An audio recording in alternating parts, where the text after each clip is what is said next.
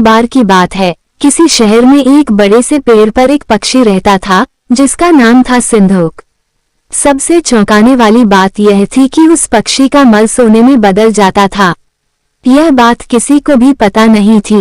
एक बार उस पेड़ के नीचे से एक शिकारी गुजर रहा था। शिकारी उस पेड़ के नीचे आराम करने के लिए ठहरा। वो आराम कर ही रहा था कि इतने में सिंधुक पक्षी ने उसके सामने मल त्याग कर दिया। जैसे ही पक्षी का मल जमीन पर पड़ा, वो सोने में बदल गया। यह देखते ही शिकारी बहुत खुश हुआ और उसने उस पक्षी को पकड़ने के लिए जाल बिछाया। सिंधुक जाल में फंस गया और शिकारी उसे अपने घर ले आया।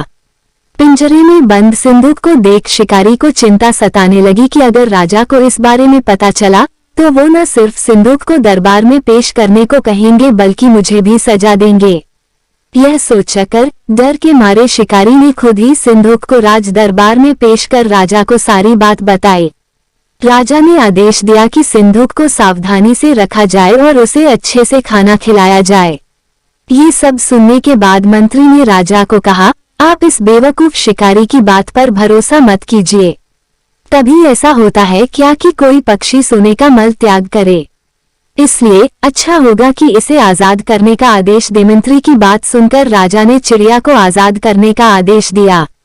सिंधुक उड़ते उड़ते राजा के दरवाजे पर सोने का मल त्याग करके गया। यह देखते ही राजा ने मंत्रियों को उसे पकड़ने का आदेश दिया, लेकिन तब तक वो पक्षी उड़ चुका था। उड़ते उड़ते सिंधुक कह गया, मैं बेवकूफ था जो शिकारी के सामने मल त्याग किया।